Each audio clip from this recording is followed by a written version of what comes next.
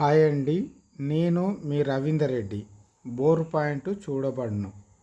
మీరు చూస్తున్న ఈ బోర్ పాయింట్ బాబానగర్లో 3 నెలల కింద గ్రౌండ్ వాటర్ సర్వే చేయటం జరిగింది. అయితే వాళ్ళు ఈరోజు బోర్ వేశారు. 65 ఫీట్లలో 3 ఇంచుల వాటర్ వచ్చాయని చెప్పారు. అయితే ఈ బోరు మొత్తము 200 ఫీట్లు వేశారు. ఇది మహమ్మద్ ఖలీల్ గారు ఇంటి నిర్మాణం కోసం వాళ్ళు బోరు వేసుకోవటం జరిగింది.